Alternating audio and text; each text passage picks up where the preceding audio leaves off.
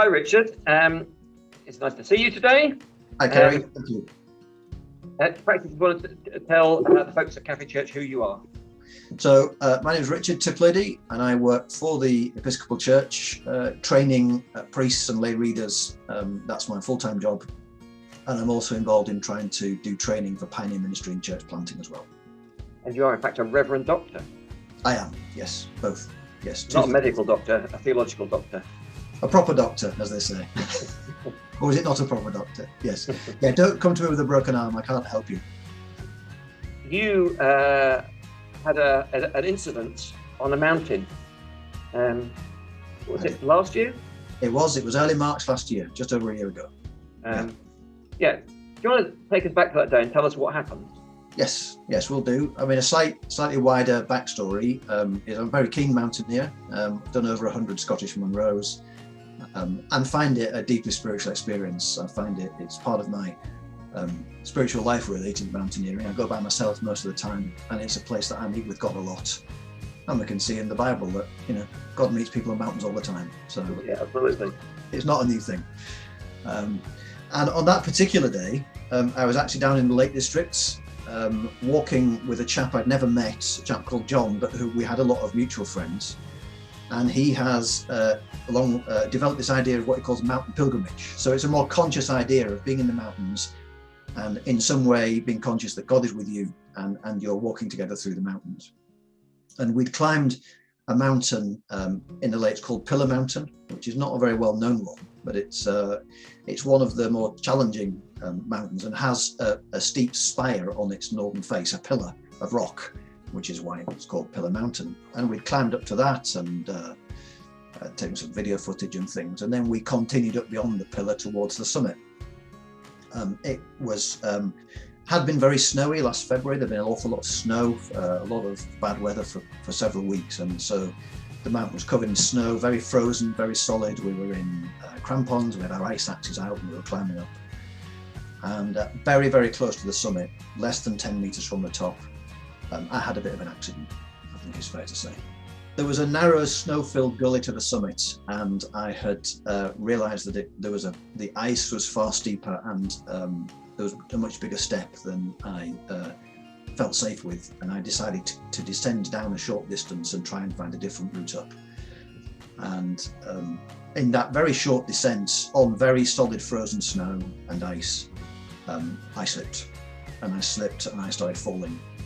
And although I had my ice axe try and stop me, on solid frozen snow, it's almost impossible. And I actually bounced off a rock and the ice axe was ripped out of my hands, and I ended up falling about 200 meters down a very steep slope, steeper than 45 degrees. And I came to rest, injured and bleeding, about 20 feet above a 100-meter vertical precipice, which if I'd gone over, I would have been very unlikely to have survived. Yeah, and the photos are really very, very impressive. When you see how far you fell, it's hard to believe you survived all that you did fall. And what did you injure? Because you broke a few things, didn't you? I broke a few bones, yes. So I came to a stop in this avalanche field full of, the best way to describe it is huge, great snowballs, bigger than footballs, like really big snowballs that were frozen into the snow. And that's what I clattered through and slowed me down. And when I came to a stop, my face was bleeding. My face was quite badly injured. I had 3 very deep cuts into my head and forehead that in the end needed over 60 stitches to fix. I broke my right ankle on both sides. I broke my left arm. And although I didn't know it at the time, it was only discovered in hospital. When I got to hospital, they discovered that I'd broken my neck as well. What they did say, which always sounds very dramatic, what of course they did say was, if you're going to break your neck bone, you broke the right neck bone if you're going to break one of your neck bones. I have to say I had no choice in that matter. I didn't choose the one to break, but yeah, so I was a lot of breaks, a lot of blood, but I was conscious, I was alert, and I was alive, and that'll do. And you were rescued off the mountain rescue and helicoptered off the hospital. The chap I was climbing with had taken a slightly different route, so he didn't even know where I'd fallen initially.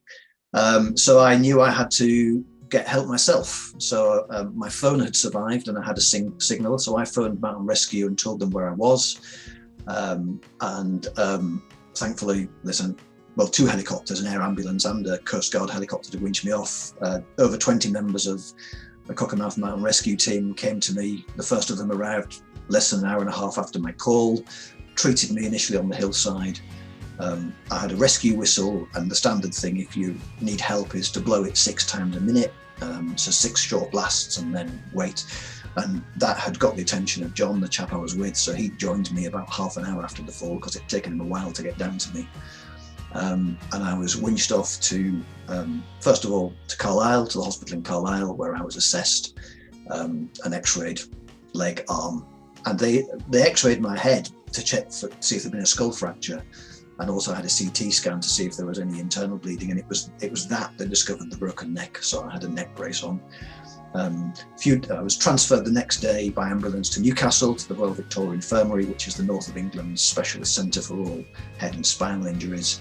And a couple of days after that, I had an operation where they cut open the front of my neck and moved my voice box and throat out the way, and with some brackets and some screws that they'd got from B&Q, they fastened my broken neck bone to the one next to it to hold it together, and then stitched me up again.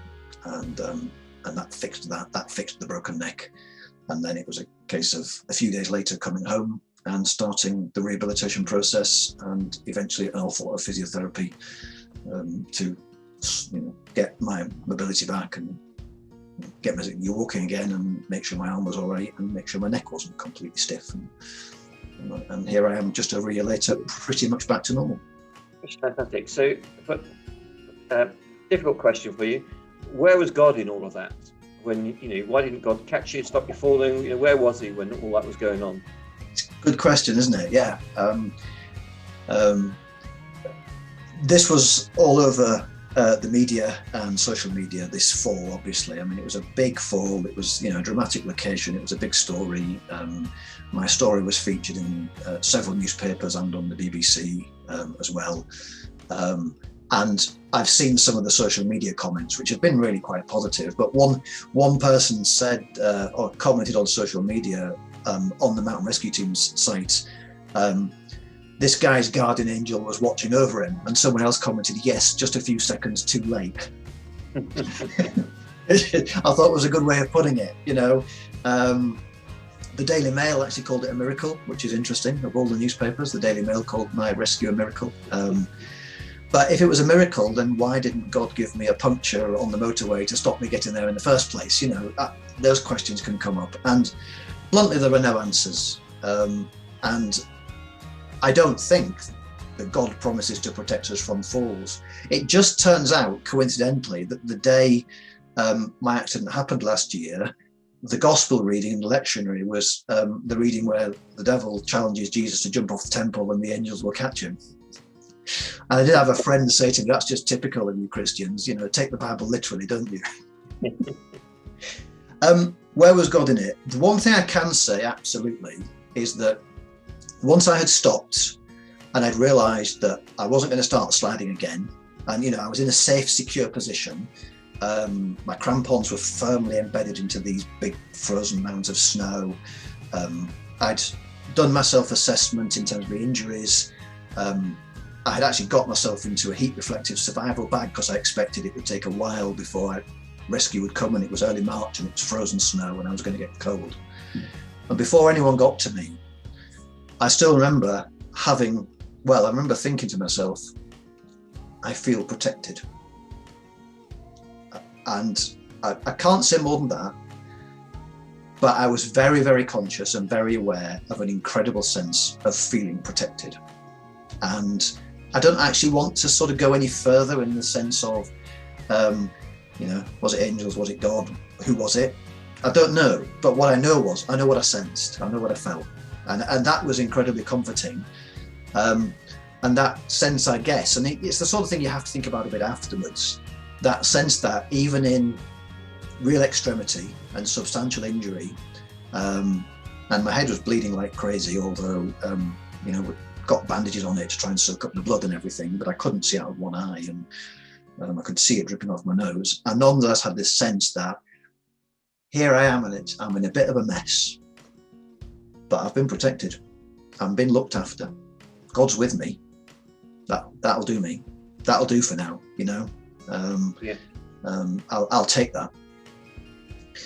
And I think the other side of this for me has been this sense that, without a doubt, I was fairly close to death. I mean, not in terms of the degrees of the injuries. My injuries could have been far worse. There was actually a guy who had a similar fall in the Lake District less than a month ago. A member of a mountain rescue team in the Lake District had a similar fall, fell about 150 meters, and he broke his back so badly he may never walk again. You know, I broke a neck bone. It could have paralyzed me.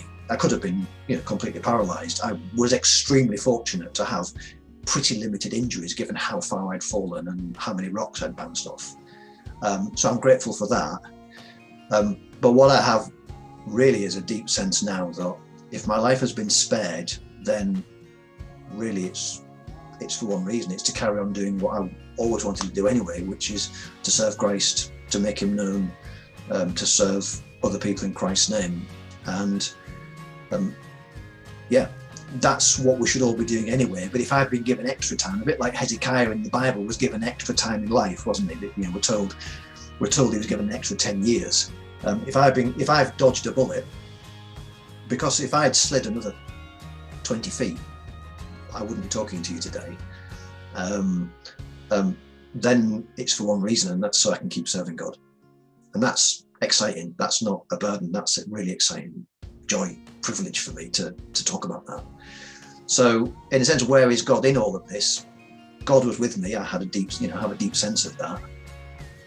But other than that, God is with us like he's with us all the time, and nothing really changes. The basic facts of, you know, God loves us, and he gives us the honor and the privilege of serving him. That's just still true, and it's great to be given that freedom to keep doing it.